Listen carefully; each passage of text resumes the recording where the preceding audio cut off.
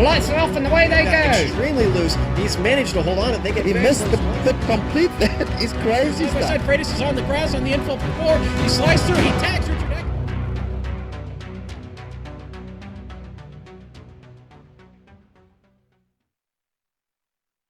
In a series that touts close, chaotic racing, there may be no venue more appropriate than Suzuka Circuit. Infamous for its tangles between racing greats and legendary showdowns between titans of speed, we expect nothing less than shocking unpredictability today. Commitment and focus will be required of every driver as we get ready to watch round 10 of the Autobahn Motorcar Group Sportscar Challenge live on the Global Sim Racing channel. Hi, I'm Joe Peak. With me in the booth to covering the prototype and GT2 classes today is Samuel Ryman. And bringing us the stories from the GT3 and GTD classes is Bill Soupzon. Behind the scenes is our director Amjad Yaman, and he's using cameras provided by Dougie Beard. Sam, you and I are both pretty familiar with this track, with us being big F1 fans, but for our viewers that don't follow open wheels, tell us a little about the circuit. Suzuka, Joe, like many of the great tracks, is partially well known for its length. It's 3.6 miles or 5.8 kilometers long and includes 17 turns, which, although that doesn't sound like many, includes a variety of S's, sweepers, chicanes, and a hairpin. And some drivers have said that if you can make a good setup for Suzuka, it'll probably work anywhere you take it to, just because of the variety of technicalities at this track. And what better way for our viewers to see it for themselves than with a lap guide here at the Suzuka circuit.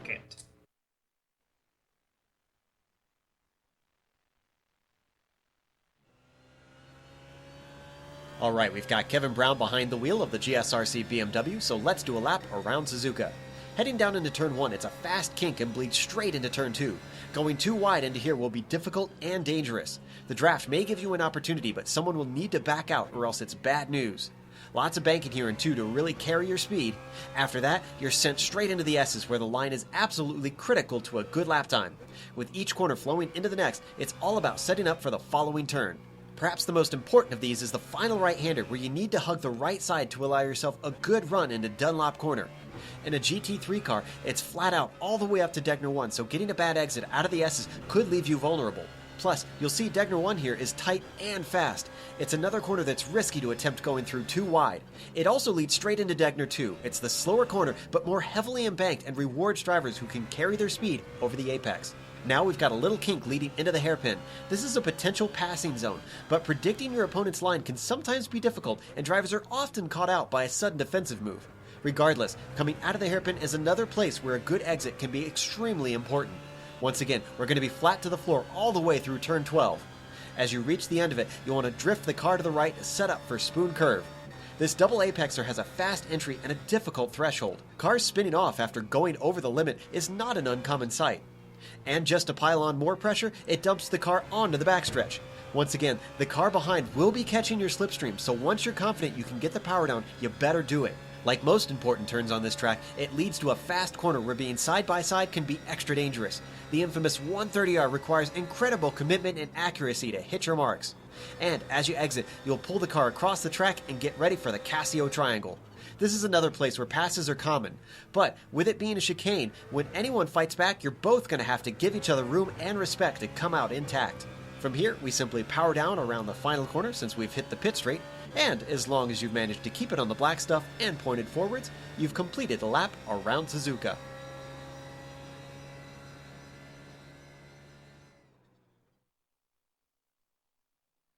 Elevation changes, a variety of corners, places to pass. This track just has something for everyone, that's for sure. It's going to be a challenge for the drivers today.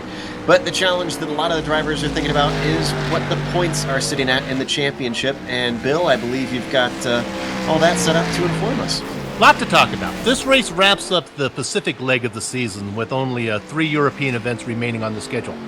Now, as the season grows shorter, the point races become clear. So let's start by looking at the team championship. Now, teams consist of no more than 4 drivers, 1 from each of the 4 classes, with the top 3 results for each race going towards the team championship point totals, and 1 drop race is allowed, and in case of a water landing, your seat could be used as a flotation device. All season long, Autobahn Motorsports West has been topping the charts thanks to the total domination of the GTD class by Billy Smith. But which teams will stand on the lower two podium spots still very much in question. At Phillip Island, the no-show from Jason Deepfreeze DeVries and Kevin Binkley's miscalculation of the time for the green flag killed all the momentum Excelsior Racing had built up over the last previous races and dropped them back down to third. Now, reclaiming the second spot is Autobahn's East three-pronged attack of Mark Jabinski, Paul Slavonic, and Danny Kane. They'll all need to stay sharp to hold that position. Easily in reach of the runner-up spot is TMC Racing. Robert Jackman in the prototype and Ross Booth in the caddy have both been impressive of late, with Dave Hill and Matt Owens rounding out a well-balanced team. Now, when we move to the individual driver races, let's start by looking at the prototypes. It's been a two-man race between Excelsior's Jason Deepfreeze DeVries and Autobahn's West John Olmers. Now, Deepfreeze has used up all of his dropped race cushion, so there'll be no escaping a bad result. Meanwhile, Ulmer's recent results of 7th, 5th, 3rd, a no-show, and another 5th is bordering on mediocre. Now, Autobahn's East, Mark Gugugajabinski sits in 3rd, but closing fast is Jason Girard in the 2nd Excelsior team. Moving to the GT2 class, Excelsior's Kevin Binkley misread the clock and was hugging his woman when the green flag dropped at Phillip Island. No matter, though, drop races keep Binkley out in front. Autobahn's East, still with only one victory this season, sits 7 points ahead of TMC's Dave Hill. Hill has a 2nd, 5 thirds, and 2 fourths this season. Coming off a win at Phillip Island, Dino Topic sits well back in 4th. Going to the GT3, you have John Paquin now stretching his lead to 16 points. But if there's anyone I want chauffeuring my kids to school in the carpool, it's Talon Motorsports' Jim McGinnis. He's fast enough to get them there on time, and you can rest assured he's going to get them there safely. Something to keep an eye on is Danny Kane, who has the BMW for the McLaren in hopes of leveling the playing field with Paquin. That's going to be interesting to see. And then there's the GTD class. Billy Smith leads all the drivers in the series with 7 wins. It's a good news, bad situation for everybody in this class. The good news is Billy Smith will not be back in the Caddies next season. The bad news is nobody will be back in the Caddies next season, as the series is cutting the GTD division. It's going to go to a 3-class series. As late, Ross Booth in the TMC Racing has at least made Smith earn his checkered flags. Joe, back to you. Always informative as ever with Bill with the points there. So we should talk a little bit about the track. We still got about 7 minutes of qualifying, so we got a bit of time, and there's a lot of track to talk about. Passing zones, Sam. They're here, but they're still a little bit difficult. Yeah, absolutely. I mean, as is the case for most Grand Prix circuits, the first passing zone is usually the first corner, and that is definitely the case here at Suzuka. There's a long run down to it, and that will be the case at the start of a race as well. Kind of double apex there. Turns 1 and 2, they kind of work together. Not a whole lot of passing opportunities after that as you go through the S's and you go all the way to the Degner curves, the 2 right-handers before you get to the hairpin. They're not really an overtaking opportunity. Maybe you'll see some multi-class mingling there, drivers trying to get a run coming out of a Dunlop curve down there. But really, your second best overtaking opportunity is coming out of Degner and up into the left-hander hairpin. The only hairpin on the course, really, although there are some other tight corners around here. After the hairpin, you go over towards the spoon curve. There's a long run, even though it has a bit of a curve to it towards there, so spoon is another good overtaking opportunity, as is the run down to 1/30R, although I would not recommend making your pass in 1/30R. That's really a single file corner, but there's definitely a lot of straight before you get there. And then of course the Casio chicane to end the lap all off with the infamous Formula 1 collision between Ayrton Senna and Alain Prost, one of the 2 infamous collisions. This is the one when they were teammates at McLaren. And then of course you come out of the Casio chicane, which was an overtaking opportunity, and you get that run down the front stretch towards turn 1. Another great overtaking opportunity, so that's a lap around here. And like I say, a lot of technical sections, but if there is a guy behind you, this certainly is not the most difficult track to pass on the circuit. Yeah, you'll at least in these non-open wheel cars, they should have some chances. Although I guess the prototypes could kind of challenge them with downforce, and so it'll be similar with the wash of them coming off of each other, trying to deal with that and some of the more technical, twisty portions.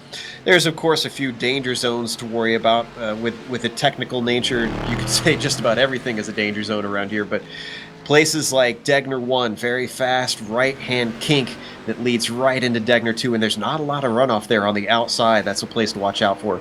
They've kind of neutered 130R with a lot of runoff, but you're still coming at it with quite a bit of speed. And if you start to lose your traction coming out of it, of course, the left side really doesn't have any runoff, so you really don't want to let the car oversteer out of that corner, and it can quickly end your day. Let's talk about the stories that are going on in some of the classes. Let's go over to Bill and the GT3 cars. We saw Paquin have a bit of a rough start to the last race and still come away with the win. Yeah, the last couple of races he's been challenged, but I mentioned it in the points standings. What Danny Kane has done, he doesn't think that the BMW has the straightaway speed. He doesn't feel like he can ever make a pass because he can never get a run down the straight to do it. So I haven't checked to see if he's actually done it or not. Let's hope he has. He was talking about ditching the BMW for the McLaren. Did he? Okay, we're getting confirmation that he did it. So that's going to be interesting. He may, that's a double-edged sword. You may find yourself disappointed there. You say, oh, good, now at least I'm on the same page with Paquin. It'll be disheartening to find out that he still can't run him down. I was gonna say show up in the same dress at the prom and find out that she looks prettier anyway. So. he loses his. Oh, that's a very good analogy. I was gonna go somewhere else, but that's perfect. Prettier in the same dress. So, and I'd love to talk more about the Cadillacs, but there's been great racing going on behind, but up front it's been just kind of no competition there. Well, maybe. Ross Booth has outqualified Billy Smith the last maybe 2 races. Smith doesn't have poles in the last 2 races. And really, he showed that he had the speed almost to stay with him last race. So I think that might be something to keep an eye on. Really competitive back there, certainly behind Billy Smith. We do have a newcomer in the Caddies. That is J.D. Baumgartner. He is a 49 Motorsports driver we've seen in plenty of other series. There you can see him on screen in that black and red Caddy. So we'll have to see what he can do out here. Smith showed up late as usual. I believe his work causes him to get to these practice sessions late, so he's trying to get up to speed here in the weather, and he's slowly climbing up the timing charts, but he still has, it looks like about a second or so to catch up to JD. What's going to be interesting is the class that Sam's covering is the prototypes, because Tinsley, Gerard, DeVries, and Ulmer are all right up there. It's going to be really interesting to see which one of those guys can come out on top today. Absolutely, and Tinsey was a newcomer last race and took a podium in his very first outing in the series. We already knew he was a fast driver in these HPDs, as we see him go a little wide through the S's there. So it wasn't too much of a shock, but it definitely shows that he is very adaptable. As you said, right now he's beaten Gerard by about a 10th in qualifying. So he is looking very good for this race coming up. The one I want to watch out for is just what can Gerard do in these last few races. He missed the first 4, but he's really been gaining ground in the points. So with the 2 drop weeks, he's basically just got 2 0-point races. Other than that, if he keeps putting in wins, there's a chance in these 4 races to go. He could be a threat. And in Sam's other division, the Binkley's not on the pole right now, I'm looking. So Troy Schuster sitting on the pole. So that's interesting with Topich sitting 3rd right now in the standings. He got that win last week. Definitely. And he's actually sitting 3rd right now. I think you just mentioned that. So he is looking like he might have a good chance to try and continue that form. He had a bit of a rough period in the middle of the season. Just had the speed, but didn't have the consistency and kept making mistakes, throw away good results, and that's why he's not higher up in the standings. Schuster has been looking good. We were hearing Dino actually say in the pre-race that he is beyond alien. For those new to iRacing, we refer to fast drivers as alien just because their speed is sort of out of this world, is kind of how it's viewed as. So he was heaping lots of praise on him, Sam. Yeah, and it looks like qualifying's just about to finish up here. One thing I have noticed, you've been mentioning about the big names at the top of a prototype field, as sure enough a checkered flag is now flying on the start-finish straight. But there is a massive gap in time between the fastest in practice and the slowest in practice. It is 9 seconds in the same class in the prototype division, and that really goes throughout all the other divisions too. And obviously a lot of that is to do with how technical and how long this track is, but I am slightly concerned that as the laps go on, we could see the fields get spreaded out a little bit, but hopefully that won't be the case, because I've said that before and they've proven me wrong before. But it looks like Robert Tinsley will be our pole sitter. Yeah, in fact, JD Baumgartner, who is the fastest of the GTD cars, is faster than 2 of the Corvettes at the moment. And in fact, he's only slower than 3 of the GT3 cars. We've seen this before with Billy Smith, but JD is the one filling in those shoes today, definitely putting shame on some of the faster classes. Qualifying is still letting hot laps complete, so we're going to let that go through so that we can read you an accurate grid in case anybody's able to snipe here at the end. So with that completing, I have to ask the usual question. Sam, your picks for your 2 classes? I'm going to go with Jason Gerard. He's had a bit of a poor spell recently, but he is currently second on the grid. He's less than 1/10 of a second off of Robert Tinsley, who, mind you, did put in a solid debut, so he can prove me wrong today.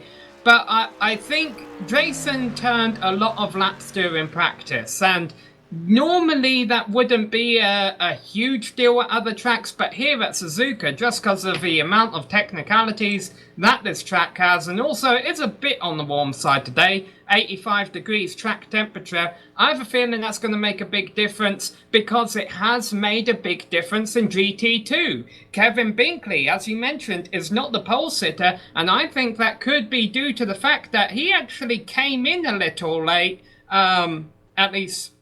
he came in a little late to the qualifying session, and I have a feeling he may have missed out on time there that he could have been gaining, finding out where he could gain time around the corners. So for my 2 picks for prototypes, I'm going to take Jason Gerard starting in second. Did Jason Gerard just go back? Yeah, Jason Gerard in second.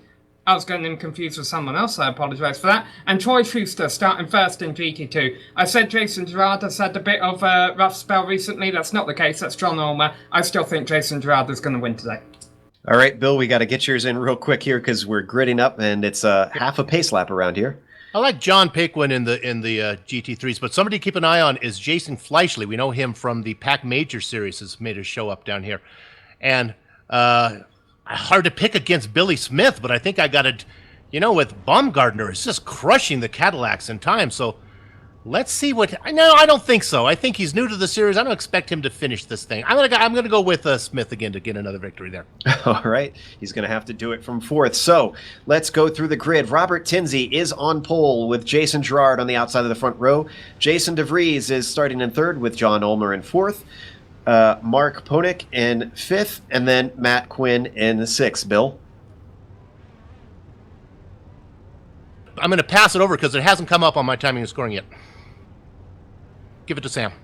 Yep, 7th place is Armando Edwards, also in the prototype. All these drivers are prototypes, as are Richard McClaw in 8th, David Sockrider 9th, Kevin Santana in 10th, Mark Drabinski and Robert Jackman round up the top 12, Joe. Sam Bourne will start in 13th, followed by Mark Kudrowski in 14th. Then it's Mark Schindel in 15th. Then we hit the Corvettes in GT2. Troy Schuster starts on the pole in 16th, followed by Kevin Binkley in 17th. Dino Topic is following his good form in 18th, and Dave Hill in 19th. Then we switch to Sheldon Woloshin in 20th and David Henry in 21st. Finally, we hit the GT3 cars with John Paquin starting in 22nd, but pole in his class. Jason Fleischle starts in 23rd and Danny Kane in 24th. Sam? Yes, and then in 25th position, we have a GT2 driver, Robert Skranka, as the field rolls off here. JD Baumgartner is on the GTD pole in 26th. Then we have Christopher Sherber and Brett Josai in GT2. Then we go GT3 for Leif Peterson, Jim McInnes and Patrick Fleming, rounding out the top 31 there. Then come the GTD cars, Paul Lindsay, starting 33rd is Robbie Morrison in the GT3 car. And then it is Brandon Postma, Billy Smith, Ross Booth and Joseph Wren in the GTDs. That takes us back to 36th. They're followed by Matt Owens in GT2, Dale Green in GTD, and Paul Slavonic and Darren Kuhn did not put on the qualifying time. In fact, they are not starting this race, but good timing because the pace car is peeling off right now. Robert Tinsey is going to lead the way. He's got Gerard on his outside. Tinsey goes now. And it looks like a good start for most of those guys up front. In fact, before they even cross the start-finish line, everybody is getting single file in the prototypes all the way back until it looks like about 6 or so. So very clean up front as they enter turn 1. Everybody is in smooth. Let's go to the GT2 cars. Battle for the lead is ongoing with Troy Schuster on the outside, but Kevin Binkley eventually backs out and they do single file through the top 4. But once you get about halfway back through this field, that's where you get mixed up with the GT3 and the GTD traffic, Bill. You got to pass on me. I'm having technical troubles to go back up to the prototypes. Well, we've got a car off. Sheldon Woloshin. Oof. That is on the entry to the S's, it looks like. He somehow spun it around, must have got on the power on cold tires. I think we might have actually been able to see that a bit on screen. He is back on track and continuing, although looking a little bit slow. And behind him are 2 prototype cars who have started from the pits, Kevin Santana and Robert Jackman. So they decided that would be the safer bet for the start of this race.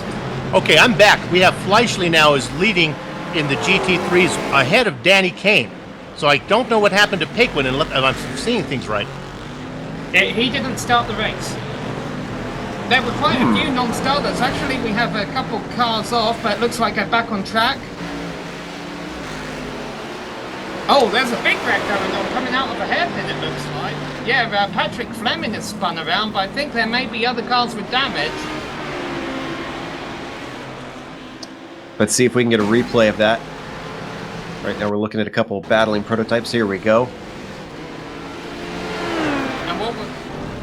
We're looking at Santana coming into the hairpin.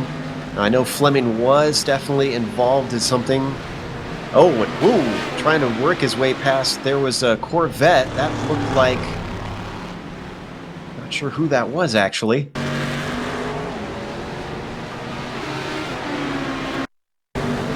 Well, one driver who did have a bit of a rough start on the first lap was Jason Gerard. Remember, he started in second position. He actually went off coming out of 130R last time around and dropped to 7th. So already the track catching a few drivers out right now. We're looking at Jason Gerard, and he is currently sitting in 8th, we're seeing. So what happened to him at the start? Yeah, he went off coming out of 130R. He was running in second. He's trying his best to make up for it as they go through the Degner curves here. That's not an overtaken opportunity. If you really wanted to be opportunistic, you could do something into the hairpin on David Sockrider here, and he thinks about it, and that almost backfired on him. He gets in the grass. It does backfire on him, because had he not run off there, he would have been able to make a move with the spoon. That's not going to happen this time, bye. Yeah, and now he's already got Mark Jabinski on his tail, trying to chase him down. Jabinski can get himself a good exit coming out of Spoon. He could be looking at an opportunity heading either down into the triangle or into 130R if he's brave. This is quite incredible, Joe. We'll get an update on it eventually, but for some reason there's been attrition before the race even started. We had 40 cars in attendance. I think only a little over 30 actually took the green flag. I think we only have about 30 left on the lead lap right now, but we'll update you with those drivers who were not able to make the start of the race momentarily. I know Ross Booth was one of them. He was feeling unwell. Meanwhile, on the back of the screen, we could just see Mark Kudrowski getting overtaken by Mark Schindel. But right now we're looking at Troy Schuster, who is leading the Corvettes, and he has got Kevin Binkley hot on his tail. Ever since the start of this race, I think, as I mentioned, Kevin Binkley was kind of late into the qualifying session, so he may have not had a lot of practice, but he may have been practicing on his own, so who knows, I could be completely wrong. He's doing a good job at keeping up with Troy Schuster early on here. Now, as far as points are concerned, Troy is really nowhere in the picture, so he's just racing for points for Team WFO, which is currently sitting 6th in the points, and also, obviously, he's racing for the win. And I'm sure Binkley would like to stop that with his previous domination. We got a car off. That is Robert Jackman. That's in the S's heading into Dunlop, it looks like. Oh, and his front is completely gone. We're going to look at the replay and try and figure out what happened. Well, the biggest problem he's got here, I think he was one of the 2 drivers that started from pit road, so he is actually getting lapped by everyone right now.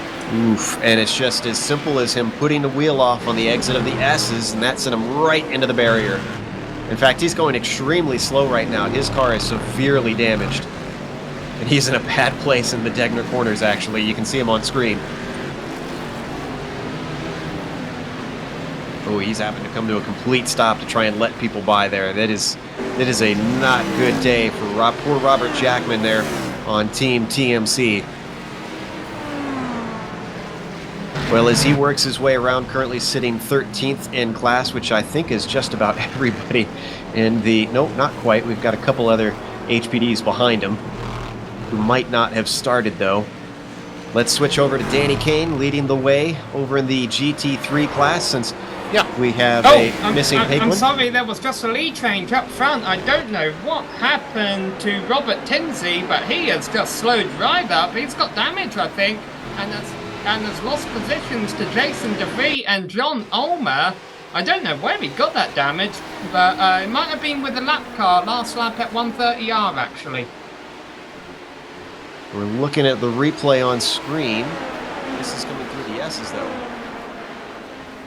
So this wasn't the damage. This was him going slowly and getting overtaken by DeVries.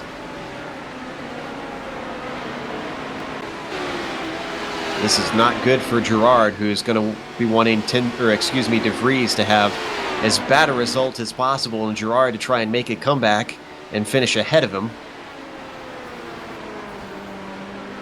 At this point, it's going to take almost perfection from Gerard to really try and have a chance at the championship, but he has been a serious threat since he has come in and started competing. Taken 2 wins so far, Sam, but still, he's only been off the podium once since he started racing in the series.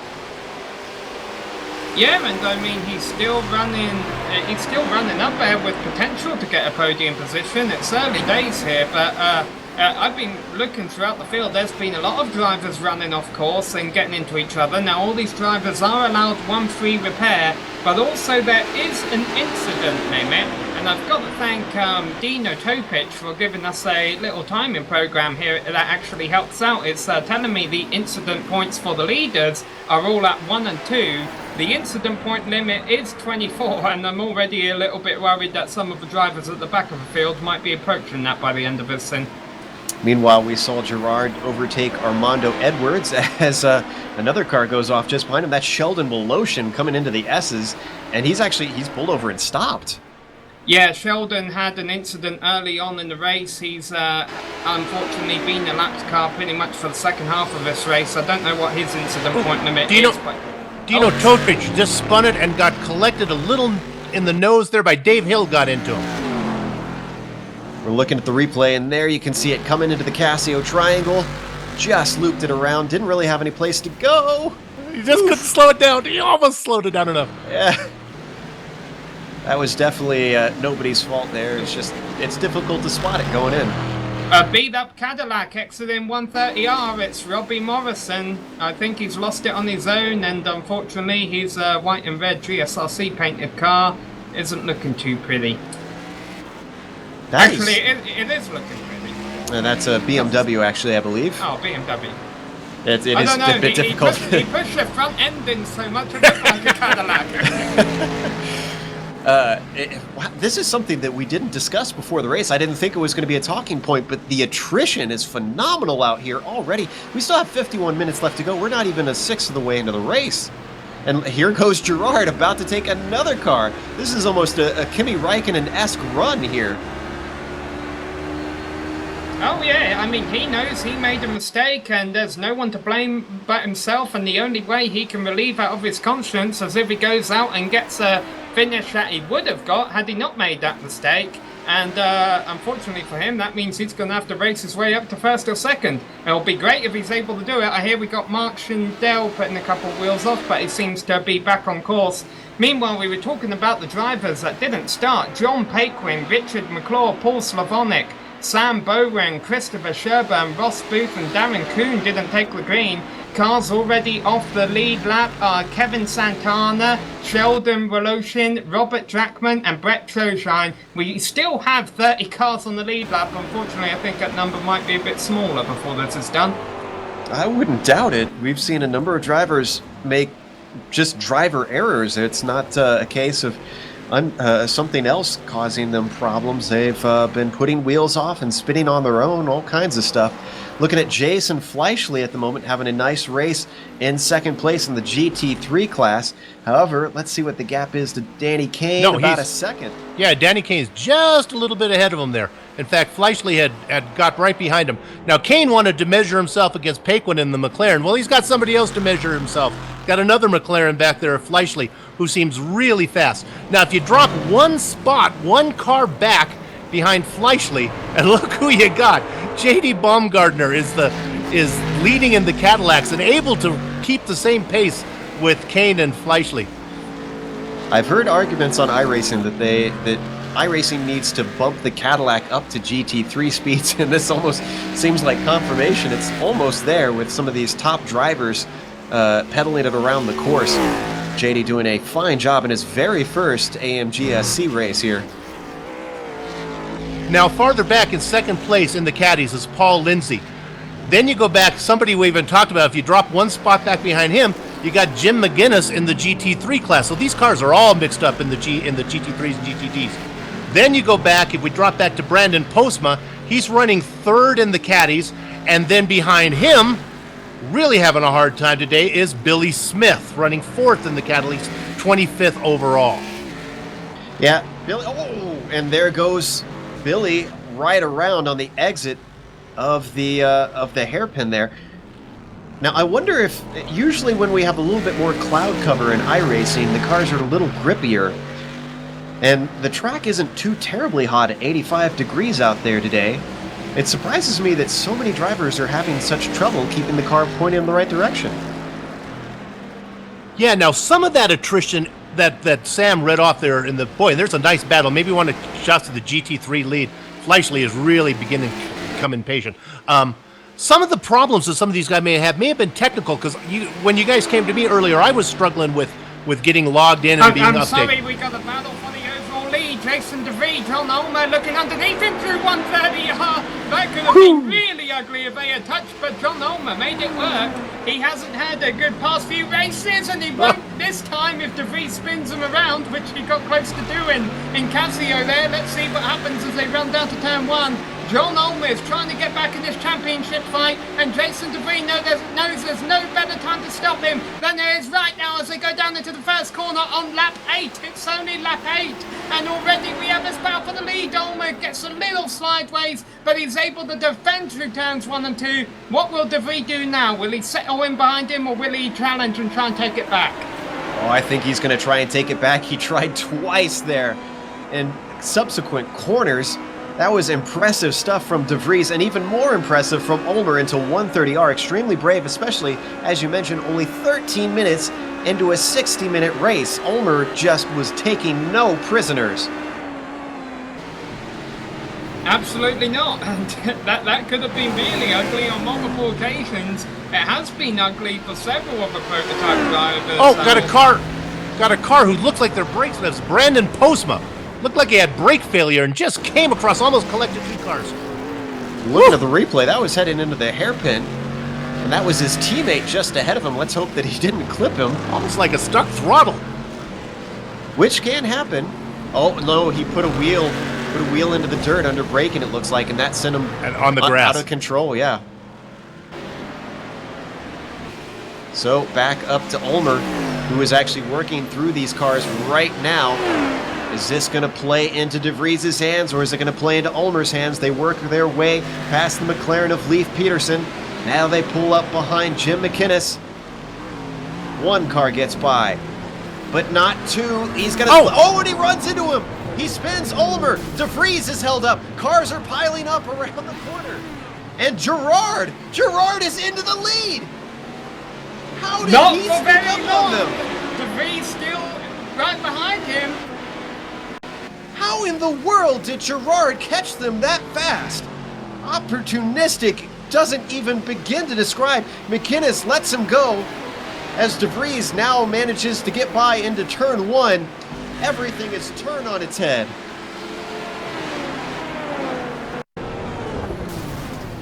We're going to look at the replay of the accident. That was going into Casio Triangle, and McInnes was trying not to give up too much and split both of them. You can see here from the copter view. He lets one of them go, thought that he had braked hard enough, not quite enough, and just tips into him. And poor Leif Peterson might have gotten a little of the back of De Vries, too.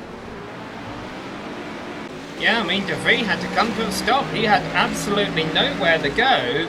And it almost paid off for him. He was able to get going again pretty quickly, but Jason Gerard, as you mentioned, was just so opportunistic that he was able to take a lead away from all of them. And as a result, the top 3 basically inverted positions. It's now Gerard, De Vries, Ulmer, and then in 4th place behind them would be Matt Quinn. He's not too far behind him. One driver who was running up there and forth a little bit ago was, I believe it was W. Mark Koenig, but then he had an off. He is one of 2 drivers making their first prototype start this season. The other one is Kevin Santana, who unfortunately got involved in an incident earlier. Now, if we can, I'd love to get a close angle on Jason De Vries, because he's dropping like a rock behind Gerard, and I'm wondering if he has any sort of serious damage. That was a pretty good shot he took from McInnes. He does have front end damage. Now, the best way he could deal with that is that you do get 1 free repair and you do have to make 1 stop during this race. So he's just going to have to think, okay, how soon can I pit and make it to the end on our limited fuel cells? And he's got to come in as early as he can to get that front end repaired. Unfortunately, we don't have the pit fuel numbers. Ooh, as De Vries is actually having to weave his way through traffic. Stay on that battle there, but this is a follow-up on McInnes. You know, I talked about him. I want him driving my kids in the carpool. He was really in a tough spot because the prototypes had pinned him to the inside. He really couldn't keep his racing line. That was a tough position to be in for him. Leif Peterson has just spun off. His McLaren has got beat up. I think that's over. He's off again, and actually skids off through the S's. Yeah. He might be coming to a halt. He's going very slow. Oh, wow. That was a hard hit into the barriers that first time, coming through turns 1 and 2. And John Ulmer has just had an off and let Matt Quinn by for 3rd. That's over in the prototype division. Yeah, even though it's the 2nd slowest class build, those GT3 cars tend to have a fair bit of downforce, so you're coming into those first corners with quite a bit of speed. So if you get it wrong, it's a bit of a clincher, I should say. You know, I'd like to whisper in John Ulmer's ear, just settle down. There's a long race to go. Sometimes John gets on tilt. He still has plenty of time. We're looking at John right now, and that's kind of been the theme of his recent bits of season as he works his way through 130R, taking over some Cadillac traffic. He's had the speed. He's been up there, but just seems to make mistakes, and it starts to pile up throughout the race for him.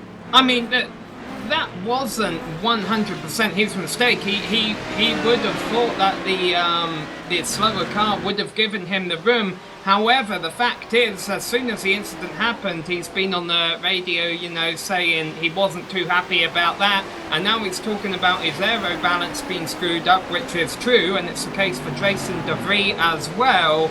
But at the same time, he just needs to make sure he gets his head back in the game, minimises his mistakes. He's still in 4th place, he's still within striking range if the leaders make a mistake or get held up by lap traffic.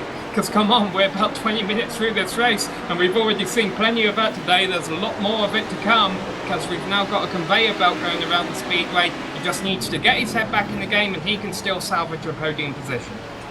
Traffic has always been a part of this series, and dealing with it is something that each driver has to manage. And we've got, is that Schuster? Troy Schuster off? No, that was Dave Hill, and unfortunately Dave had been running well. This is amazing that they actually run it, lapping these GT2 leaders early on. Remember when Dino Topic spun early in the race, that actually put Dave Hill up into 3rd place. He fell back to 4th, he's now fell back more, but Dave really needs to try and get a good points day today, because Paul Slavonic, 2nd in the points, is not here, and Kevin Binkley, 1st in the points, is here, and running up front, unfortunately for him. But Dave could at least think about maybe challenging for 2nd in the points today if he gets a solid finish. Mistakes like that aren't going to help him. What's happened in front of him? I think there's a car off. Trying to find the name of who that was. Oh, is it De Vries who spun? I'm looking at De Vries who spun.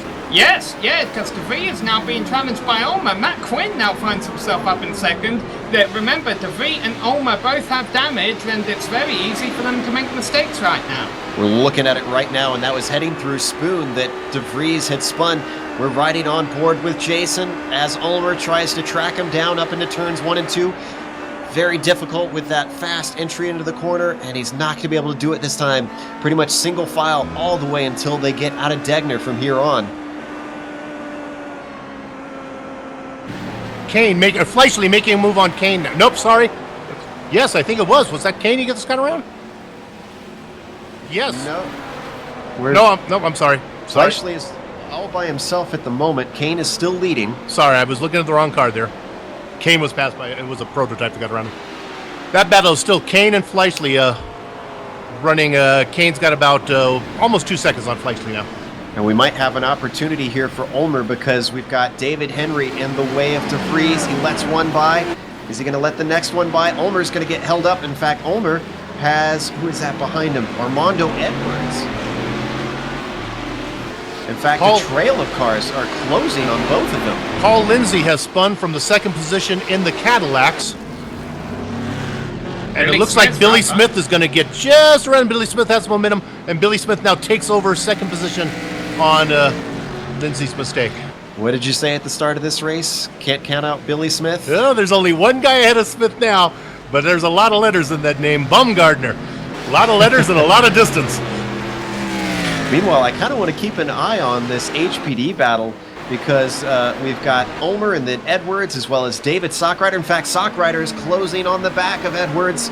Not close enough to make a pass into the triangle.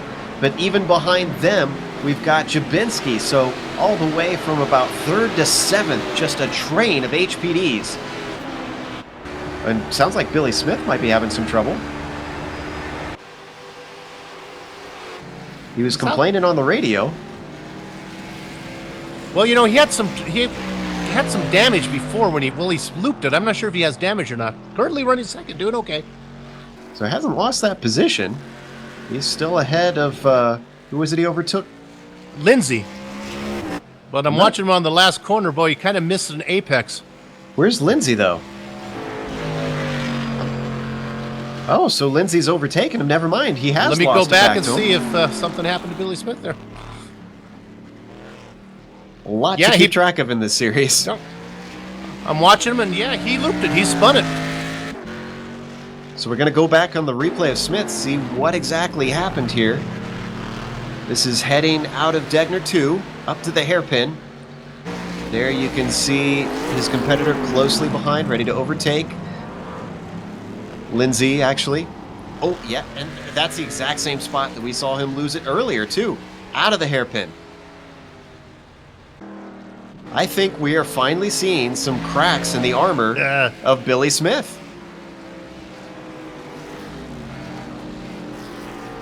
Well, with Smith and Lindsay spinning, Bumgardner is way out in front now.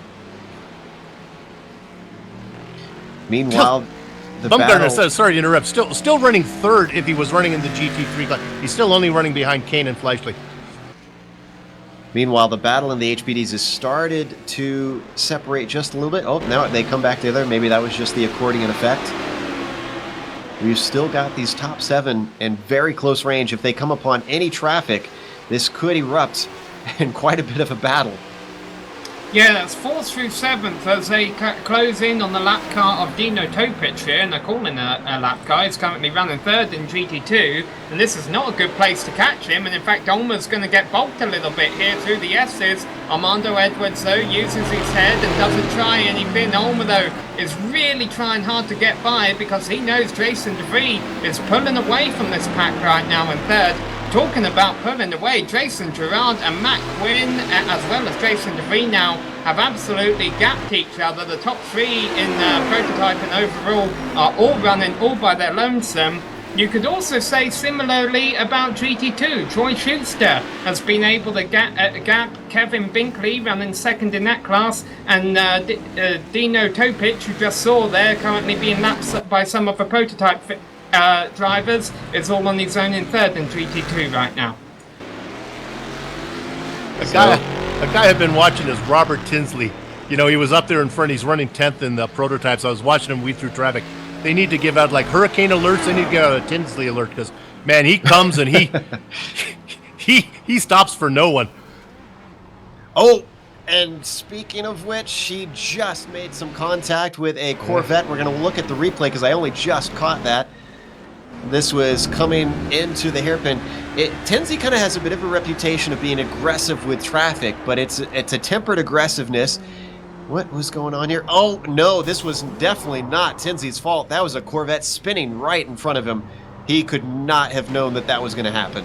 Jason DeVries is coming into the pits, so he obviously thinks he can make it to the end of the race now. On fuel, he is going to get that damage repaired. He was currently running a solid 3rd position, so if he can get these new tyres and fuel and a new car, he might be able to put on some hot laps. We'll see what he has for Gerard and Quinn later in the race.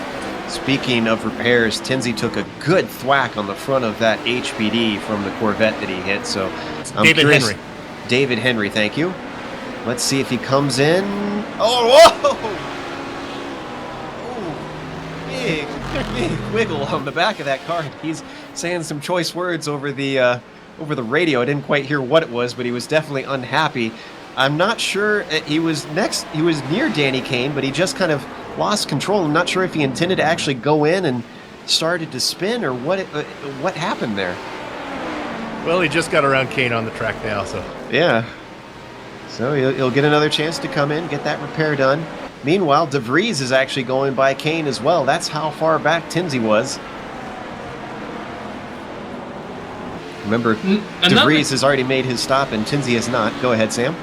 Another driver who just made his stop is this W. Mark Ponich driver who he is making his first ever start in this series, to my knowledge. He qualified in 5th and I believe was running up in the top 5 early after a couple of laps as well. He made a mistake early on that cost him a lot of positions. I don't know if it damaged him, but it is telling that he came into the pits that early. I don't think we'll see him finish much higher than 5th today. I think he did lose a bit of time early on and through traffic, but I have a feeling that if he comes back to future races, he's a name that we are going to mention a few more times. The battle for P4 is erupting right now. Armando Edwards got held up by a McLaren. David Sockrider looking to the inside, down into turn 1. He's well clear by this point, and he's got it. Oh, and here comes Jabinski. He tried to take advantage of Armando Edwards being caught on the outside, but just couldn't sneak a nose in. Have to try again next lap. You can't really make anything happen here. We're on board with Jabinski. Yeah, Jabinski unfortunately hasn't seen a whole lot of clean air today. I'm sure he's looking forward to stops, and there's a Cadillac there that they all have to go by. That was Dale Green that they worked their way past.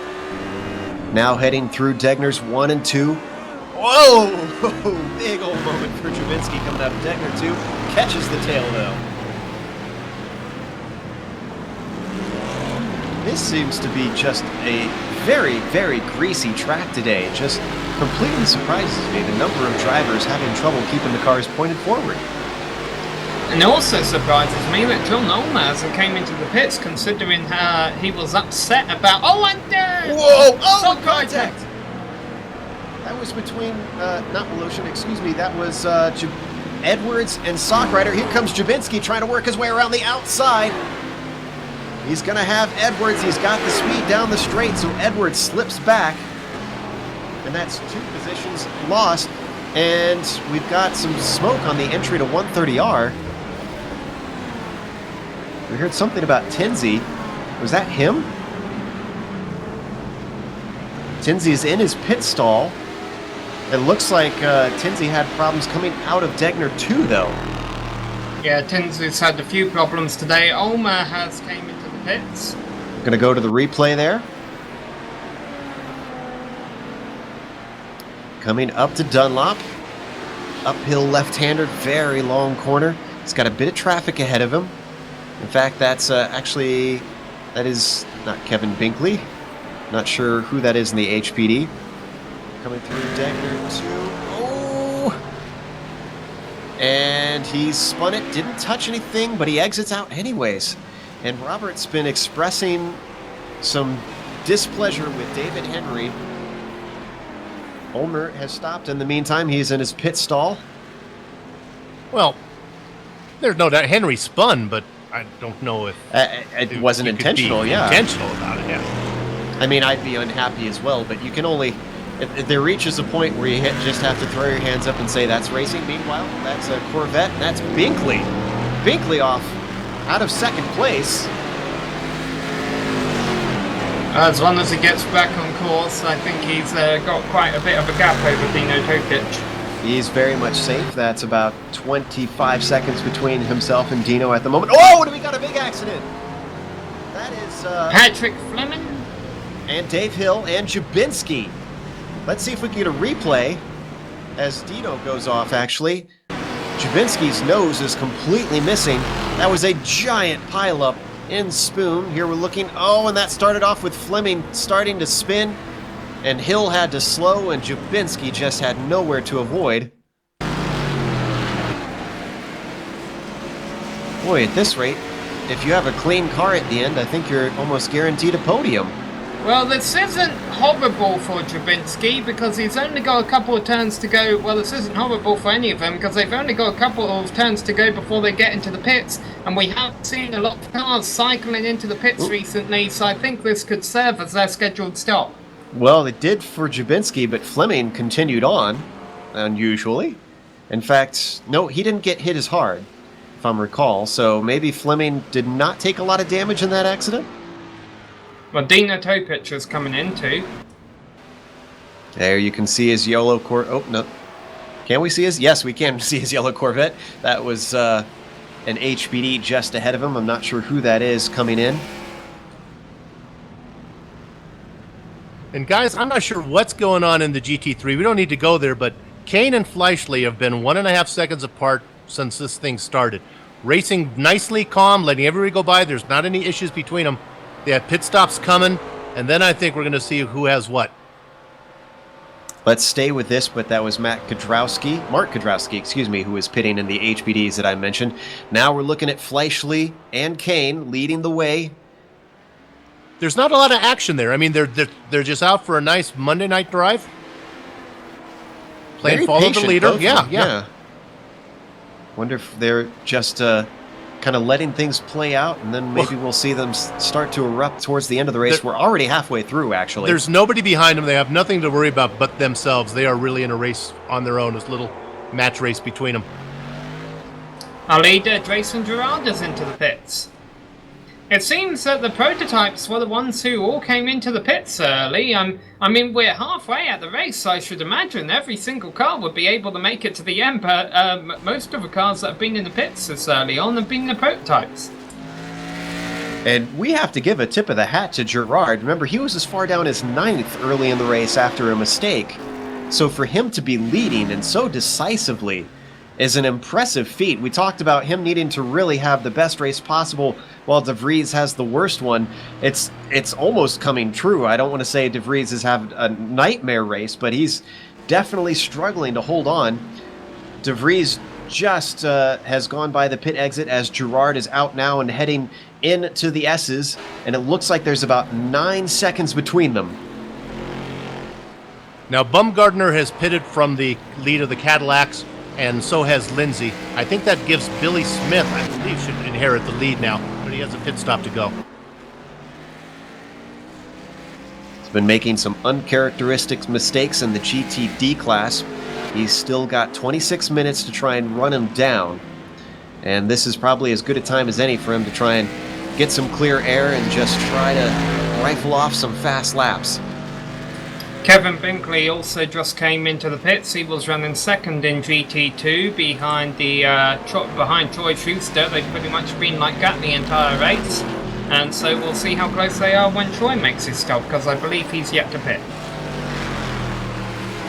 No, he hasn't, but I'm sorry, yes he has. So, yeah, my mistake there. Double negative there, apologies. But yeah, Troy Schuster actually has a huge lead over Kevin Binkley. He probably could pit again and come out in front. And just behind him is a bit of a battle going on between John Ulmer and Armando Edwards. This is for 6th and 7th. They've got that traffic ahead of them. Just ahead, there's Paul Lindsay in the GTD class, and they're getting held up, and here goes Ulmer to the inside, gets a little bit of room from Edwards, and sneaks his way through, but he still has to deal with this traffic. Now he's going to be able to out-accelerate that Corvette on his way down the backstretch. Same thing with the car of Lindsay. And look at this. Still, Edwards has not been able to work his way past. That was almost as perfect a pick as Ulmer could have hoped for. Jason DeVries has moved back up into second position. He has been able to put on some hot laps as Matt Quinn just made his pit stops. Jason Gerard leads after the round of stops to Jason DeVries, Matt Quinn, and then the driver who has been floating under the radar, who started in 5th in his first ever race, Mark Koenig, is now up into 4th position. Nice little day for Mark. He's still got about 4 seconds up to Quinn. Quinn's being held up by Sheldon Woloshin in the Corvette at the moment, so there's still a chance for Mark to maybe even chase down a podium in the first time out. Meanwhile... Okay, Danny Kane coming into the pits. So that's going to give Fleischle the lead. Now, Fleischle, let's see, he's going to want to hot lap this now.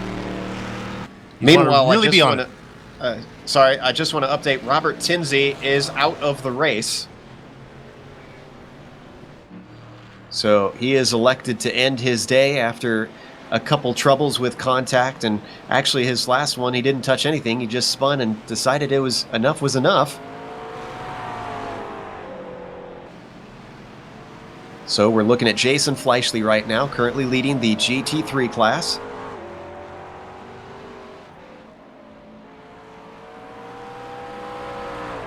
And Kane is out. Kane has stopped in and is exiting.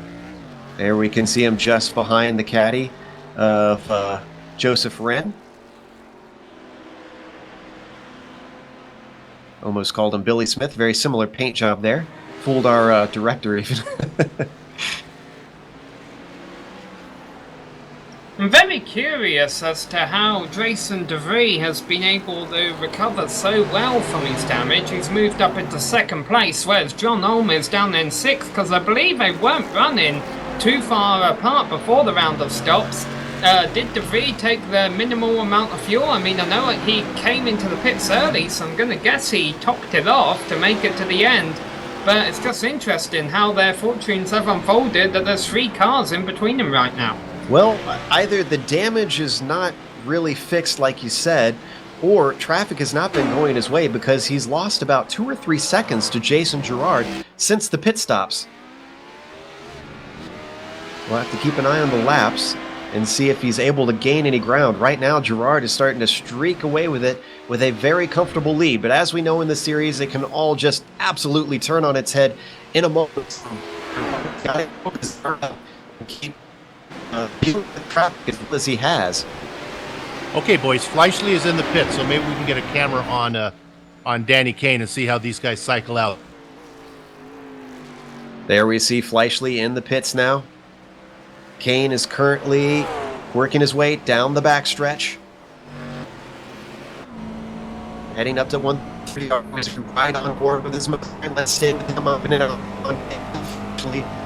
Now coming up to the Casio Triangle. Pit entry is after this corner. Fleischle is heading out now. He's got a bit of ways to pit exit. Kane heading up the front stretch. This is going to be very close. Oh my.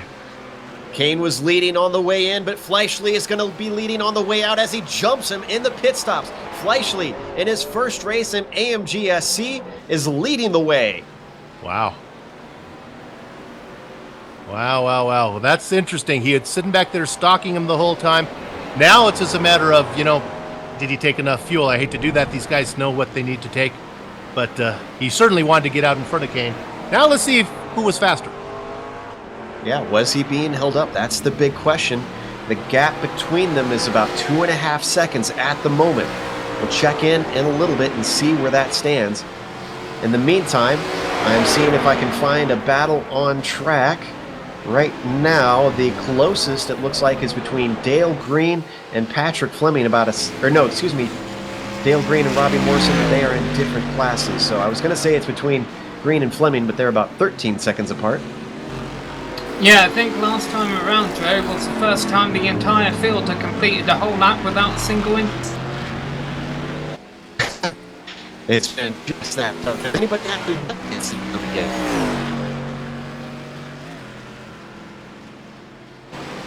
We might have lost Sam there.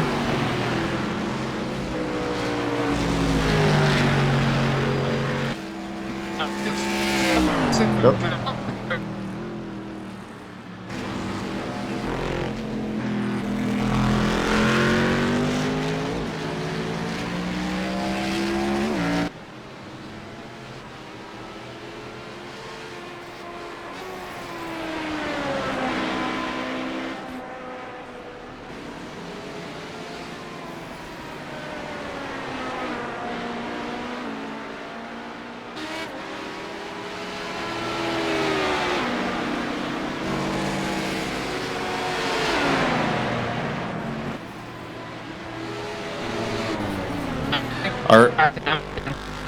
Our apologies, we're having a bit of technical difficulties. I'm hoping you can even understand me at the moment. Our team speaks. All right, sounds like we might have gotten through our problems. Our TeamSpeak server was a bit on the fritz, so hopefully it'll hold out till the last of the race. Jason Gerard still our leader overall, and the leader, of course, in the prototypes. Troy Schuster is leading at the moment in the GT2 class. Then Jason Fleischle recently overtook Danny Kane as the leader in GT3. Meanwhile, in GTD, it's been JD Baumgartner the entire way in his very first race out in the Cadillac. So a couple new guys up front, and then a couple faces that we're used to being at the top in the other classes. You guys got a copy on me here? Because I'd like to talk about it. Good. We do. Lindsay and Smith. Now, Lindsay's currently running in second position in the Caddies. Billy Smith in third, but Smith is closing in on him fast, knocking off about 0.3 of a second a lap. So it won't be long till Smith gets there. Yeah, in fact, it's under 2 seconds right now. So we could be seeing it in about 2 or 3 laps that he is on his rear spoiler. Yeah, and you're right. In fact, Smith can actually see him now in his windshield. There you can see them both on screen, the third and second place Cadillacs. Both those drivers have had a eventful race, to put it mildly. I was going to say that you can say the quality of Billy Smith is shown in this sort of result. On a bad day, he's going to be fighting for second here. Yeah, it would have been interesting. He really never had a shot at Baumgartner. He's been out there pretty much all by himself. Hopefully, JD will give you the incentive to come back race with us again. This is really exciting. Well, I haven't seen any fat ladies singing yet, so it's certainly not over. They got 17 minutes left on the clock. Billy Smith could still have an opportunity if Baumgartner makes a mistake, but so far from what we've seen, JD has been absolutely flawless, and he's a driver we've seen in endurance racing with the Continental Endurance Series. Slightly slower cars, but certainly... Contact! Patrick Fleming and Mark Drabinski, but they're able to get back going again. But Patrick Fleming has had a bit of a rough lap. I think something might be wrong with his car, because that's not the first time he's hit someone the last time around this circuit. And that's the same car that had some trouble with him in Spoon a few laps ago. There we see Fleming just got into Jabinski. It was like he didn't see he was there. Hopefully Jabinski's car isn't too damaged. These HPDs are a little sensitive to contact, especially with the aerodynamics. Looks like he's continuing on fine. But this is the third time we've seen Fleming involved in an incident. He spun in the hairpin very early on. I don't think he made any contact on that one. Then he had that big pileup in Spoon, and now that was, what was that? Was that heading into the S's actually? Yeah, he hasn't had the best of races, unfortunately, but it's things like that are really going to change up the order in Prototype and GT2. There's really... Oh, Kane has problems on screen with Jabinski. Bad day for Jabinski. This is coming out of Spoon, it looks like. And, oh, Kane just getting a little sideways and wobbled, and teammates run into each other. Oh, just a horror day for Jabinski. And now, apologies going over the radio. I think that moves, if I'm looking to see, I think McGuinness now has moved up into second position. Did he get by Kane? I think he did. And remember, Jabinski had to get repairs on his first, and yeah, you can see him still going. So he's not giving up. He's sitting in 8th, but I guess his car handles okay, but it's got no nose, so he's staying out. Okay, Kane's coming into the pits. Now, to be fair to Kane, he was losing ground to Fleischle. Fleischle was pulling away from him. It's going to be interesting to talk to Fleischle after the race to see what he was doing early on, just laying back behind Kane. But that's going to put Kane, drop him way down, and that's going to move Jim McGuinness, Mr. Carpool, up into second place. That's where he likes to finish. I said there weren't any battles in Prototype, and now there are 2 battles proving me wrong. The one that's on right now is for 5th, and that is David Sockrider coming out of a Spoon right now ahead of John Ulmer. Ulmer not able to get the run he needs to make a move this time. Maybe he'll be able to do something out of the Casio chicane. John Ulmer has not had a good race. He hasn't had good races very recently, unfortunately for him, but certainly a top 5 will be better than 6th. So let's see what kind of run he can get down the front stretch this time. Whoa. Well, it's going to help there because Sockrider completely missed the apex. He was about a mile away from the apex, unfortunately. Poor David not having a good time through Casio. Here comes Ulmer down the front stretch. We're riding on board on his roll hoop, closing in with the draft. Is he going to try and make the move? He looks to the inside, down into 1. Just is given enough room by Sockrider. Tries to hold that apex. They get oh so close. Sockrider starting to wobble. Still trying to hold on to it as they come into the S's. Is he going to give up the ghost? Now he finally loses ground as the grip goes away on the curb. So Sockrider loses 5th position to Ulmer.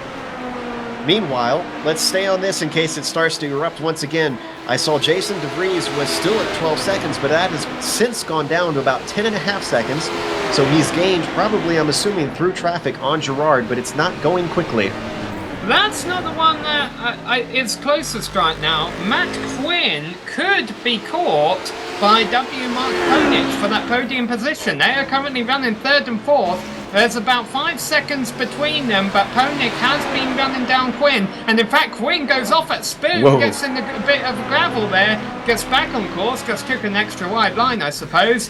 But mistakes like that, if he keeps doing them, are certainly going to help out Konich's cause. Without a doubt, that was an unusual line through Spoon. Let's see how he handles 130R. Corner you have to be very precise through. This time he keeps it on course. So Quinn's got it gathered together. He wasn't too rattled. He's just going to put a lap on Dino Topic and continue on his way.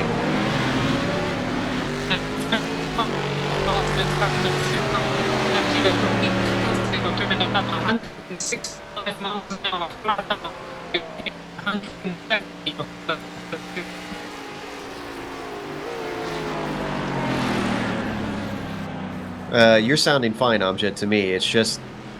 Sam was...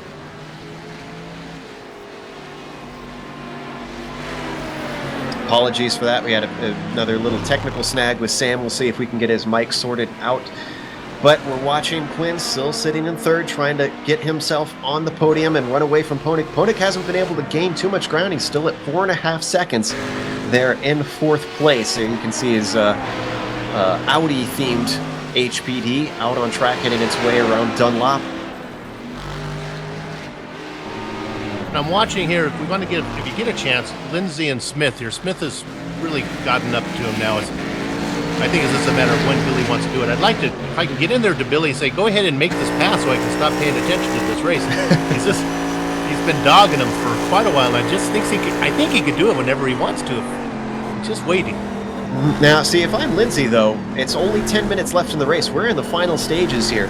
I wouldn't be surprised if Lindsay fights for this. Because this is for second position, correct? Yeah, second position. So Lindsay definitely has something to battle for here. It's interesting. Smith just ran him down about 3 or 4 tenths per lap, and then when he got there, it all just stopped. Sorry, we need a replay. I think Dino Topic was run off by Mark Ponick there. Oh, no, he had it clear. We're going to look at the replay. This was heading into Spoon. Got to go back just a little bit farther. Yeah, they go side by side. He had the corner. Oh, yeah. Dino couldn't turn into the apex, and he just took evasive action. Yeah. Probably the smart move in a corner with a lot of runoff. Looks like no harm, no foul, just off into the kitty litter, and he returns to the track. Dino's running 12th right now, so that's what you want to do. Just bring it home. So we're back on Lindsay, being hunted down by Billy Smith. As they work their way through the S's. No place to pass here. Time to be gamed, though. If you're good, if you're smooth, if you keep the line nice and tight. We had a bit of dust kicked up. I'm not sure who went off track there. He is definitely all over that spoiler now. Heading down into Degner 1. Not really a passing zone. Degner 2. Once again, has to be patient. Behind them, Mark Ponick closing up. Is he going to get into the midst of this? No, he decides to hold off. Going to wait until they come out of the hairpin here. Nothing for Billy Smith to do. Heading into the hairpin. Looks for a good exit. This is where he's been struggling. Doesn't get the best of exits. Not gaining ground on Lindsay. Oh, he almost vaults over into Mark Ponick. Lets him through. Not a lot of time lost, thankfully. Ponick now splits some time lost there, though. Yeah. Poor Ponick is caught in the middle of quite a battle. In fact, he's got Ulmer right behind him, and that is for position. Ulmer has gained ground, so now we have to switch over to an HPD battle. He's holding the inside. Ulmer gets balked. He tries to carry his speed. He's just got it as Ulmer works his way up into 4th now. And this is only about 6 seconds behind Matt Quinn for 3rd, so Ulmer might not be done yet. Meanwhile, battle is back on. It's almost like playing a game of hockey and having to call car. Billy Smith is right back with Paul Lindsay on the front stretch. Is he going to make a move down into 1? I think this is it. I think this is it. Here he goes. He looks to the inside. Is Lindsay going to give it to him? He fights back. He shuts the door. Great job by Lindsay. He gave him space, and yet still Smith was not able to get it done.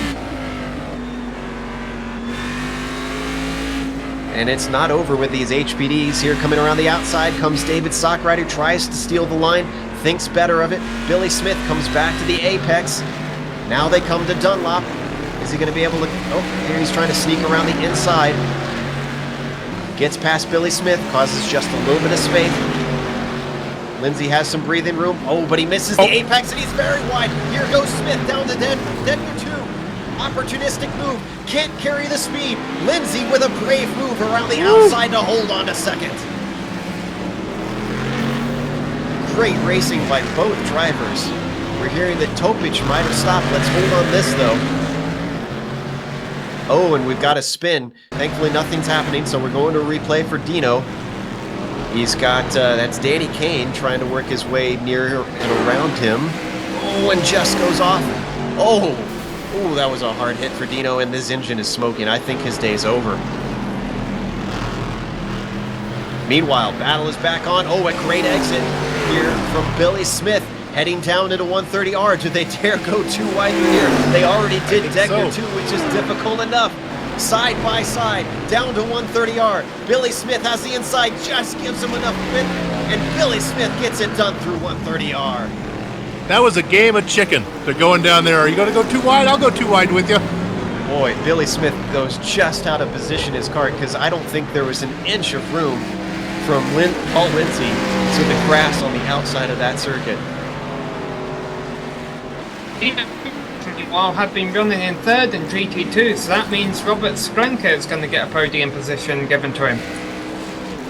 Boy, Sklenka's been a little bit anonymous, but in a good way today. We haven't said a lot about him, but here he is sitting in third.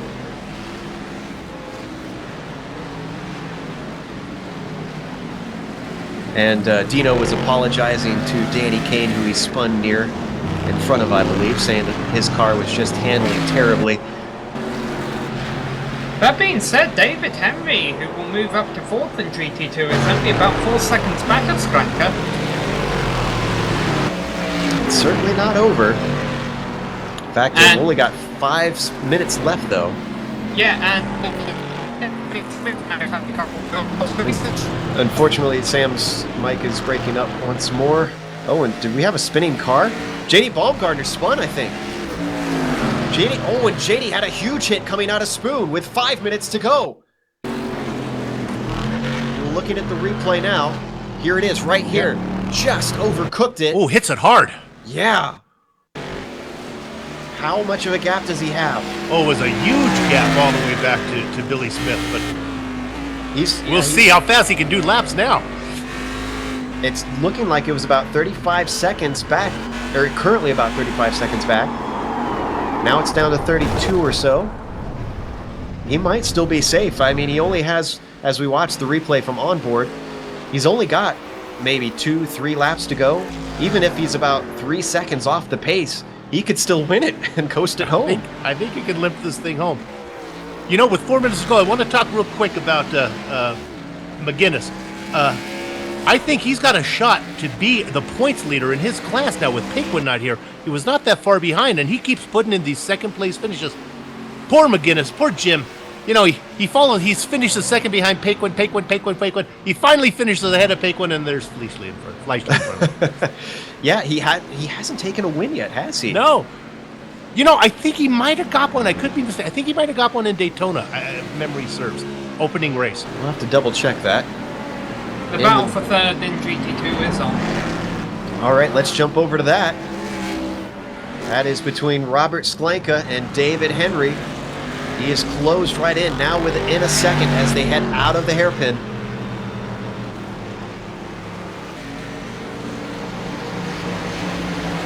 Time's starting to run out, though. Curious what kind of laps each of them have been running. David Henry, 1:59 flat, 2-minute 8, 2-minute 4. Robert Sklenka, 1:59.9, 1:59.7, 2-minute 2. So mildly faster. If he can just keep up the pace, he might have an opportunity.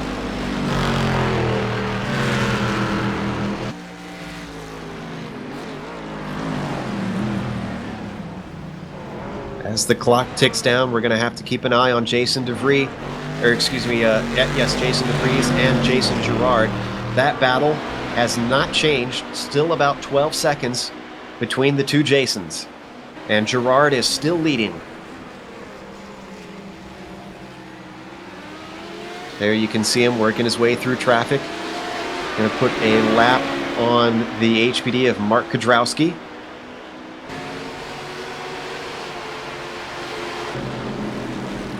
Meanwhile, this is a battle for P5. That's David Sockrider, who's just taken over Mark Honig.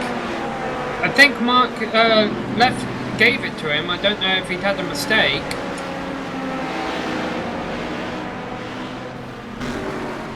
Oh, and the GT2 cars are pushing David Henry all the way off the course. In fact, he's lost a lot of ground now.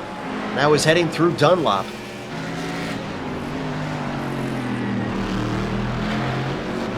Gap was back up over a second. Now it's gone down to a second. He's letting the car of David Sockrider through. And Jason Girard just crossed the start-finish line with 1 minute and 40 seconds left. So I think that means that'll be the white flag. But yes, white flag is in the air, I believe. So Jason Girard, we had almost written him off. We thought he was fighting for a podium. Well, he was, but it was the top step of the podium that he was fighting for. Brilliant recovery. He's still got a ways to go, though. Can't make any mistakes. Although, did something happen to De Vries? De Vries is now 23 seconds behind. And dropping? Is my timing and scoring just bugging out? Yeah, but you know what? He's probably saving fuel. You remember I said he was running with John Ulmer before the round of stops, and he came out in second, and Ulmer came out in sixth. So I think that this is a fuel issue. Now my timing and scoring is stabilized. It kept growing, and I saw that De Vries was not slowing on track, so I thought maybe it was incorrect. Meanwhile, Gerard now has only a few corners to go. He comes up to Spoon. Clear track in front of him, shouldn't really get involved in anything. We do have a couple of cars off, but we'll get to that later. Only has Dave Hill in front of him. I don't think he's even going to catch him. Hearing Mark Kudrowski make some apologies. Not sure what's going on there. So, 2 more corners to go. Gerard through the chicane, through the triangle. Checkered flag is out, and it waves for Jason Gerard to take his 3rd win of the series. His championship bid is still alive. Meanwhile, De Vries still has a ways to go. Let's see if we can find our next leader. Is it Schuster, maybe? Looks like De Vries will have enough fuel to take second. Looks like it should be Schuster. Schuster now heading up through 130R. Been a day where we didn't really have much to say about him because he's been well clear. He fought off Binkley in the early stages. Binkley didn't have the pace. He's going to finish about 13 seconds shy. And it's Schuster who takes the win in Japan. And just going through Casio right now is Fleischle. Fleischle in his first time out in the GT3 class is going to win at Suzuka. He shook off his competitor, Danny Kane, shook off McInnes, and took the win. Meanwhile, where is Baumgartner? He's going to bring that damaged car home. Nice. He's going through Casio right now. He's going to go about 22 seconds ahead of Billy Smith. A dominating win, even with a big mistake at the end. JD Baumgartner, another first-time out winner. Well done. That completes the field for us, so we are going to go to break. We'll come back with driver interviews as well as the unofficial results. Also, watch your screen because we've got upcoming races on GSRC displayed for that, so don't go away.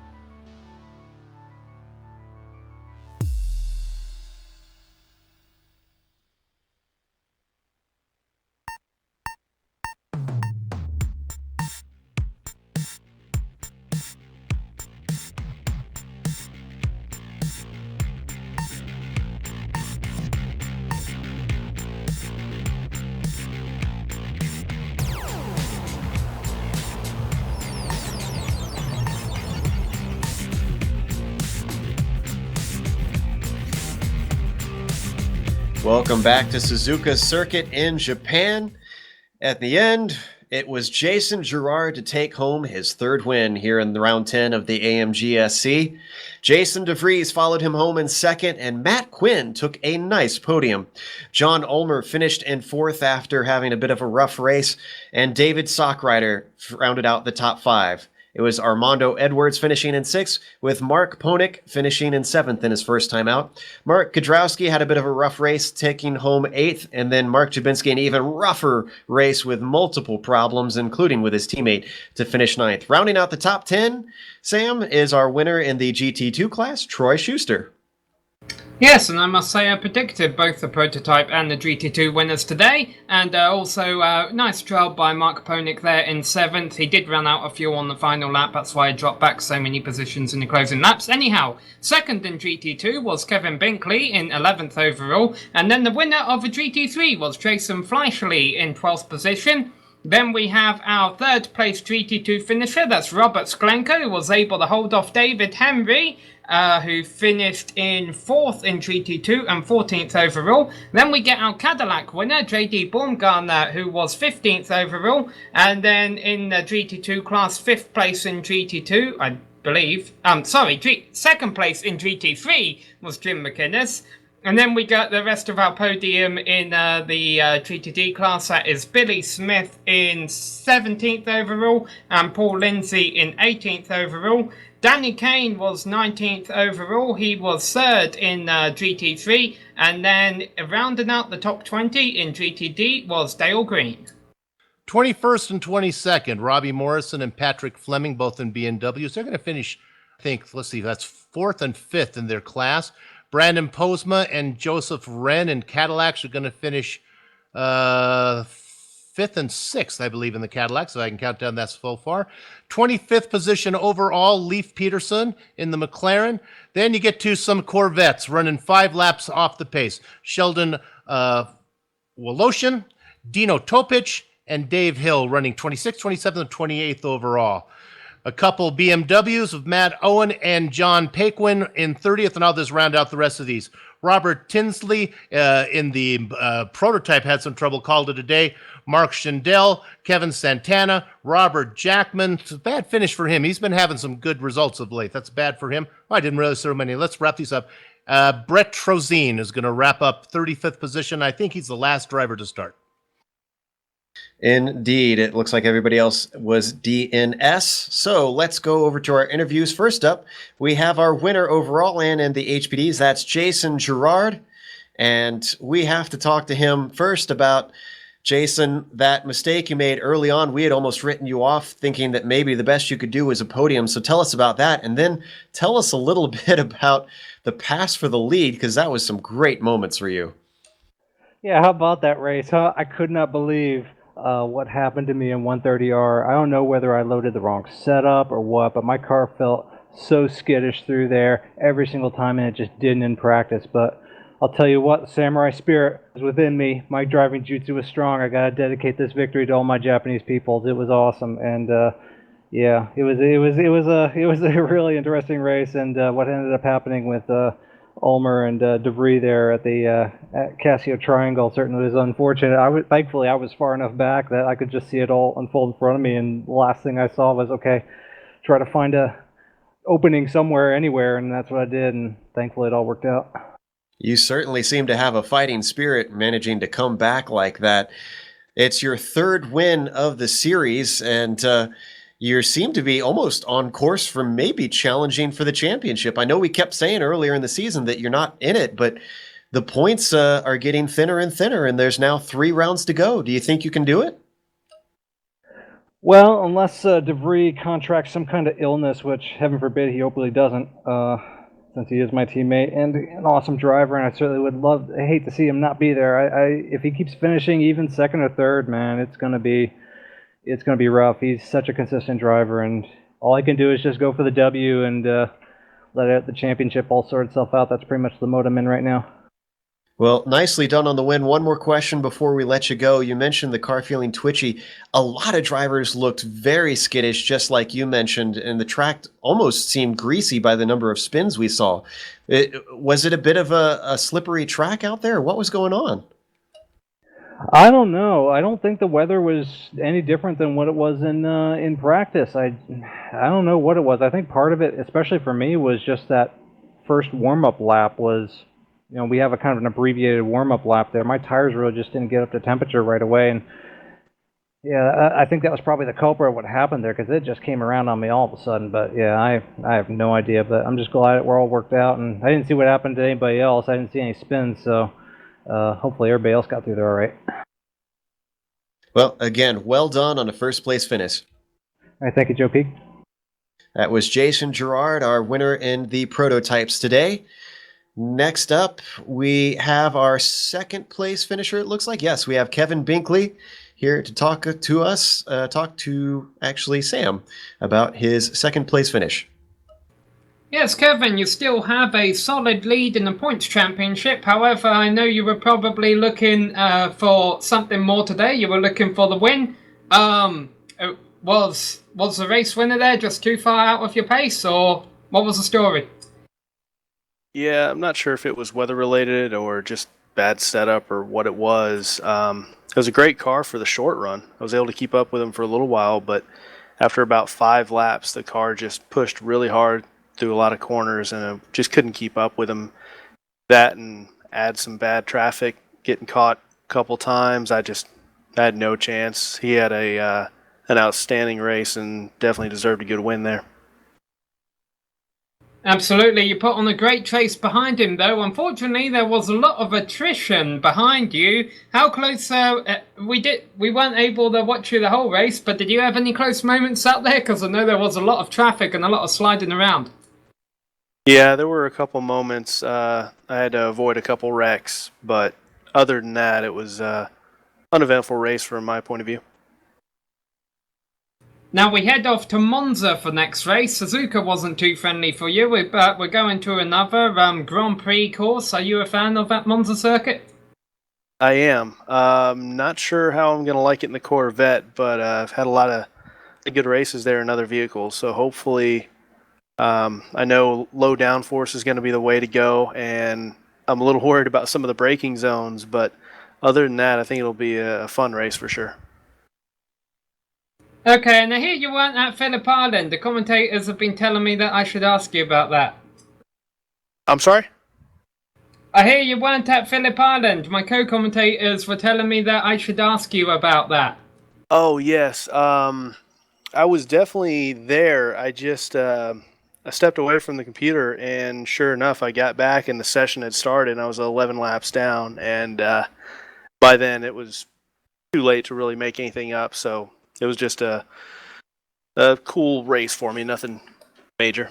See, now I heard rumor that it was some Taco Bell that maybe kept you away. It wasn't Taco Bell, but it was local Mexican food. You got when it goes, you gotta run. So I definitely missed the grid, unfortunately. Okay, well, thanks for coming to talk to us, Kevin. We look forward to seeing you at Monza. Hopefully, you'll get to the top step of the podium next time out. Yes, sir. Thanks, guys. That qualifies too much information, I think. Well, again, hey, put the blame on you there, Bill and Joe. I had to sneak it in there. That was, again, Kevin Binkley, second place finisher in the GT2 class. Up next, we have our winner in GT3. First time out, Jason Fleischle managed to put it on the very top step, and he is talking to Bill. Jason, do you have me? Jason Fleischle, you there? Here. There we go. There we go. Okay, I got 3 questions for you.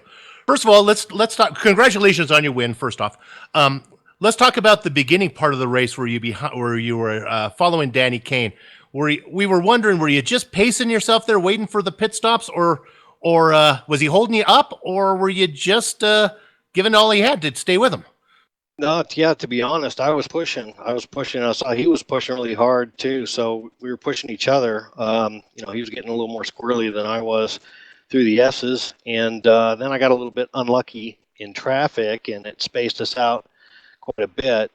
and managed to reel him back in. And I guess he wasn't getting as good a fuel mileage as I was because he pit a lap before I had to. Yeah, I bet you I was thinking that following him the whole time, maybe you saved a little bit. I don't know. Hey, Kipling said, if you can keep your head when everyone else is losing theirs, you'll be a man, my son. Well, you certainly were a man today. You were really clean. While there was chaos, even from the people who took the checkered flag winners, how did the track feel to you? It looked like you didn't have any problems. No, I put a lot of laps in getting ready for this one, and to be honest, I had a hard time getting heat in the tires in this weather, and I think I think I did over 100 laps, so I think that played into my advantage here. Okay, my final question is: we've seen you in the Pac Majors. Always great to see you up there. Now you're here. We didn't get to see you match up with John Paquin. That would have been interesting. John apparently had some problems. He was ahead of you on the grid. Do you plan to come back and maybe we can see that Paquin Fleischle battle? Yeah, I hope so. I don't know if I have enough for Paquin, though. I'll tell you what, I probably need to thank him for this win that he didn't make the grid, to be honest. I bet you that was a pleasant surprise. Yeah, but I'll be back next week, but I will miss the last 2 races of this season being on Monday night. Monday nights aren't great for me. Got it. Well, congratulations today on the win, and we'll see you next week. Next race. Thanks a lot, Bill. Joe. That was Jason Fleischle, our winner in the GT3 class. Finally, we have JD Baumgartner, our winner in GTD, another driver who won on his very first time out in the series. And JD, I guess the first thing I need to say to you is, do you have any barbecue sauce? Because I think I ate my words. No, man, you're fine. For those not familiar, before we went on the air, we were talking to JD, and I told him that I hope he likes looking at the rear spoiler of Billy Smith, and that was not the case today at all. JD, you seemed pretty confident out there. You looked very dominant until the very end, where you had all worried after that accident in Spoon. I was hoping y'all didn't see that. No, we saw it. Yeah, I don't know if I just got on the gas too early or what, but it was a little slow spin and a little slow bang into the soft wall. So it didn't, the car didn't feel different at all. I just calmed down for the last couple of laps because I had a decent enough gap not to be pushing anyway. Now, we've seen you drive the Mustang in the Continental Endurance Series for quite a while now. This is the first time I think we've seen you in the Cadillac. How do you feel about it? Do you like the car? Do you think you'll keep coming back for this car in this series? Or are you sad to see it leave next season? I didn't know it was leaving. It's a fun car to go jump in. Every once in a while, just go in like global challenge and practice. It's much better when you can mess with the setup a little bit. The baseline is pretty bad, but just a little bit of work on it makes it kind of fun. Would you consider these heavy but powerful cars kind of your specialty, since it shares that with the Mustang? Yeah, but this one turns. So that was welcome. The car really was comfortable, and Well, you certainly looked pretty comfortable in it. Again, congratulations on the win. We can't wait to see you continue to challenge Billy out there on the track in this series. I appreciate it, man. Thanks. That was JD Baumgartner, the winner in the GTD class. And that rounds out the last of our winners today, so we're going to close up and thank a few people before we go. Thank you to the Autobahn Motorcar Group. They are the official sponsor of the Autobahn Motorcar Group Sports Car Challenge, which you just witnessed. Also, thanks to the organizer, John Ulmer, who does a lot of thankless work to make this thing happen. We're looking forward to what he's got in store next season as this one starts to close down. Obviously, thanks to iRacing.com, XSplit, Twitch TV, Audio Technica, Behringer, and AverMedia, the software and hardware that we use to make our broadcast possible. Thanks to the team, obviously to Bill, Amjed, and Sam. If you'd like to find out more about GSRC, you can find it at www.globalsimracingchannel.com, along with archived races and upcoming broadcasts. We're also on Twitter at GSR Channel and Facebook at /GlobalSimRacingChannel. So if you like the social media world, definitely give us a ring on there. We love interacting with our fans, and of course, we'll keep you up to date on what's happening in the world of GSRC.